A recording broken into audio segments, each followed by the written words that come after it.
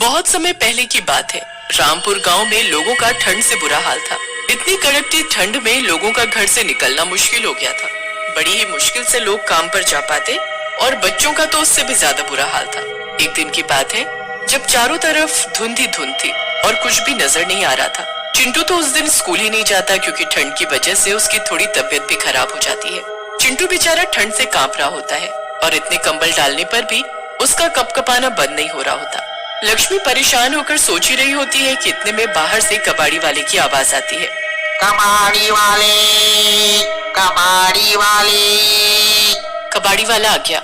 इतने दिन से घर में ही कबाड़ पड़ा है, इसको दे देती हूँ, कुछ पैसे तो आएंगे।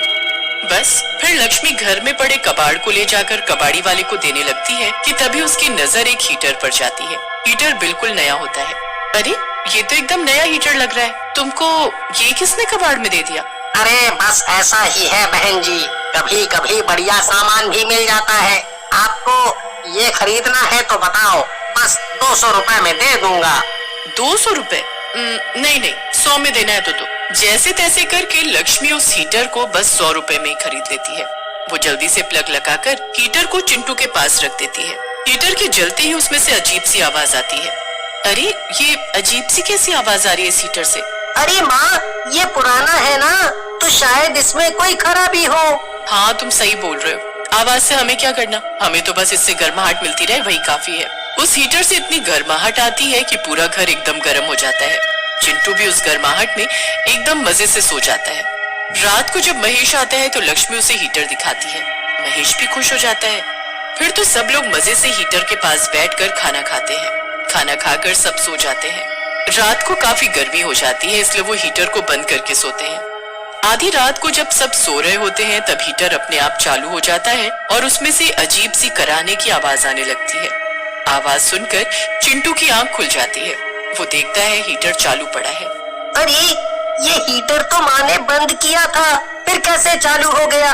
और ये इसमें से इतनी अजीब आवाजें कैसी आ रही हैं? चलो कोई नहीं, मैं ही इसे अभी बंद कर देता हूँ। चिंटू उठकर हीटर के पास जाता ही है कि उसे उसमें दो आंखें दिखाई देती हैं। आंखें एकदम लाल और डरावनी होती हैं। चिंटू आंखों को एकदम करीब जाकर देखने लगता है तो उसे उनमें से आंसू आते दिखते हैं। चिंटू ये सब देखकर एकदम घबरा जाता है। वो अपनी माँ को आवाज देने ही लगता है कि तभी हीटर से एक भूत बाहर आता है और वो खींचकर चिंटू को हीटर के अंदर डाल देता है। अब मैं आजाद हो गया। आखिरकार इतने सालों बाद मुझे आजादी मिल ही गई। अब मैं इस लड़की की जगह लेकर इसकी जिंदगी जीऊंगा और आजादी से रहूंगा। भूत चिंटू को हीटर में बंद करके उसकी जिंदगी जीने लगता है। उसका बर्ताव उसके माँ बाप को कुछ बदला बदला सा लगता है, पर फिर वो सोचते हैं कि शायद वो बीमार था इसलिए ऐसा कर रहा है। हीटर के अंदर चिंटू बंद चिल्लाता रहता है, पर हीटर बंद होने की वजह से कोई उसको सुन नहीं पाता। अब जब रात होती है और सब लोग खाना खाने बैठते हैं तो खाना बिल्कुल ठंडा हो चुका होता है। अरे ये क्या, बिल्कुल ठंडा खाना, इसे गर्म क्यों नहीं किया? जी वो लकड़ी खत्म हो गई थी इसलिए। चलो कोई बात नहीं, फिर ऐसे ही खा लेते हैं। सब खाना खाने लगते हैं, पर जैसे ही चिंटू की शक्ल में वो भूत रोटी को हाथ लगाता है कि तभी रोटी से धुआं निकलने लगता है। महेश चिंटू के हाथ की रोटी को छूकर देखता है तो वो एकदम गर्म होती है। महेश को बड़ी हैरानी होती है कि ठंडी रोटी एकदम गर्म कैसे हो गई। और फिर जैसे ही चिंटू पानी का गिलास उठाता है तो वो भी उबलने लगता है। अब तो महेश और लक्ष्मी ये सब देखकर बड़े परेशान से हो जाते हैं और उनको चिंटू की फिक्र होने लगती है। रात को ठंड ज्यादा होती है इसलिए लक्ष्मी महेश को हीटर चालू करने को कहती है, पर चिंटू तभी गुस्से में मना कर देता है कि हीटर नहीं चलाना। अरे बेटा, पर ये देख तो आज कितनी ठंड है। कहाँ है ठंड, इतनी तो गर्मी है, कोई ठंड नहीं है, चुपचाप जाकर सो जाओ। गुस्से में लाल चिंटू ऐसा कहकर हीटर उठाता है और उसे घर के पीछे फेंक देता है। ये देख महेश उस पर गुस्से से चिल्लाता है, पर चिंटू उससे भी ज्यादा चिल्लाने लगता है। लक्ष्मी दोनों को चुप होने को कहती है, उसे समझ ही नहीं आ रहा। RummyCircle.com पर खेलो, रहो एक कदम आगे और जीतो कैश प्राइजेस। आ रहा होता कि आखिर चिंटू को हो क्या गया है, क्योंकि इससे पहले उसने कभी ऐसा नहीं किया होता। रात को जब चिंटू सो जाता है तो वो चिंटू पर नजर रखता है। वो एक बार को चिंटू के कमरे में जाकर उसे जब देखते हैं तो उनके होश ही उड़ जाते हैं। बिस्तर पर चिंटू की जगह एक भयानक भूत सो रहा होता है, एकदम आग की तरह तपता हुआ लाल भूत। महेश और लक्ष्मी एक दूसरे को देखते हैं और उसी वक्त कमरे से बाहर आ जाते हैं। ये हमारे बेटे की जगह हमारे घर में किस भूत ने ले ली? हमारा बेटा कहाँ चला गया? वही तो समझ नहीं आ रहा। कल से ये अजीब बर्ताव कर रहा है और अब ये सब। मुझे तो कुछ समझ नहीं आ रहा कि चिंटू कहाँ चला गया। हमें कुछ करना होगा जी, हमें चिंटू का पता लगाना होगा।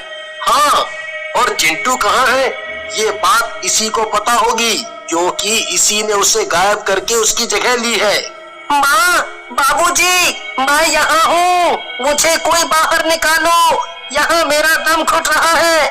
चिंटू खूब चिल्लाता है पर उसकी आवाज किसी को सुनाई नहीं देती। महेश और लक्ष्मी यहाँ अलग परेशान हो रहे होते हैं और उस भूत पर पूरी नजर रखने लगते हैं। पूरी रात ऐसे ही निकल जाती है। फिर सुबह वो भूत चिंटू का रूप लेकर घर में घूमने लगता है। लक्ष्मी की उसे देख हालत खराब हो जाती है, पर फिर भी वो हिम्मत करके उसके साथ वैसा बर्ताव करती है जैसे उसे कुछ पता ही ना हो। बेटा तुम तैयार हो जाओ, आज तुमको स्कूल जाना है ना? मुझे कोई स्कूल नहीं जाना, मैं आज पूरा दिन खेलूंगा, मजे करूंगा। नहीं नहीं बेटा, तुमको स्कूल तो जाना चाहिए। चिंटू उसके बाद महेश और लक्ष्मी को देखता है और वहाँ से चला जाता है। महेश और लक्ष्मी अपना सर पकड़कर बैठ जाते हैं कि इतने में वहाँ फिर से वो कबाड़ी वाला आ जाता है और आवाज देने लगता है, अरे ये तो वही कबाड़ी है जिसने मुझे वो हीटर दिया था। हीटर? हीटर से याद आया कि चिंटू ने उस दिन, मतलब उस भूत ने उस दिन उस हीटर को चलाने से मना क्यों किया और उसे बाहर भी फेंक दिया? आखिर उसे उस हीटर से क्या तकलीफ है? हाँ आप सही बोल रहे हैं, मैं अभी उस हीटर को लेकर आती हूँ। लक्ष्मी जल्दी से उस हीटर को लेकर आती है और जब उसे चालू करती है तो अंदर से उसे चिंटू के चिल्लाने की आवाज आती है, माँ, मैं अंदर हूँ, मुझे बचा लो, जल्दी से इस हीटर को बंद करो वरना मैं जलकर मर जाऊंगा। हे भगवान, मेरा बच्चा इस हीटर के अंदर कैद है। जल्दी से लक्ष्मी हीटर के बटन को बंद करती है। ओफो, अब हम क्या करें? इस भूत ने हमारे बच्चे को बंद करके खुद उसकी जगह ले ली है। अब हम चिंटू को कैसे आजाद करें? ये तो हमें ये कबाड़ी से ही कुछ पता लग सकता है। दोनों जल्दी से उस कबाड़ी वाले के पास जाकर उससे पता करते हैं कि वो हीटर उसे किसने बेचा। कबाड़ी वाला उनको बताता है कि पास के घर में एक अकेला आदमी रहता है जिसने उसे ये हीटर बेचा। वो दोनों तुरंत उस आदमी के पास जाते हैं और उसे सारी कहानी बताते हैं। हे भगवान, उस भूतिया हीटर ने तुम्हारे साथ भी ऐसा किया। दरअसल वो हीटर मेरे किराएदार का था। एक दिन वो खूब दारू पीकर आया और हीटर चलाकर सोता रहा। हीटर की गर्मी इतनी ज्यादा बढ़ गई और कमरा बिल्कुल बंद पड़ा रहा। हीटर के पास रुई की एक रजाई पड़ी थी और उसमें आग लग गई। पूरे कमरे में आग ही आग और उसी में जलकर वो किराएदार मर गया। अब हमारा चिंटू उस हीटर में कैद है, हम उसे कैसे बचाएं? अब तुम हीटर को लेकर पीपल वाले बाबा के पास चले जाओ, वही कुछ करेंगे। लक्ष्मी और महेश तुरंत ऐसा ही करते हैं और वहाँ जाकर वो बाबा को सारी कहानी बताते हैं। एक काम करो बच्चा, ये लो भभूत, इसे उस हीटर के आगे रख देना और जैसे ही वो भूत घर में आए वैसे ही उस हीटर को जला देना। पर उसमें तो मेरा बच्चा है, वो जल जाएगा।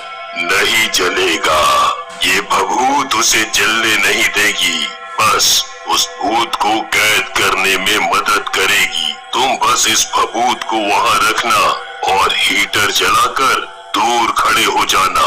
जैसे ही वो भूत गुस्से में उस हीटर के पास उसे फेंकने, तोड़ने या नष्ट करने के लिए जाएगा, तुम जल्दी से भभूत उसके मुंह पर उड़ाकर ये पड़ा हुआ पानी उसके पीछे फेंक कर मारना।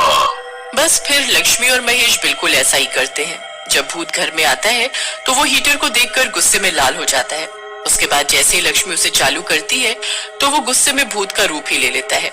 भूत उस हीटर को तोड़ने को जैसे ही आगे बढ़ता है कि महेश हीटर के सामने रखी भभूत फूंक मारकर उसके मुंह पर उड़ा देता है और पीछे से लक्ष्मी उसके ऊपर वो पड़ा हुआ जादुई पानी फेंकती है। भूत बुरी तरह चिल्लाता हुआ हीटर में समा जाता है और चिंटू बाहर निकल आता है।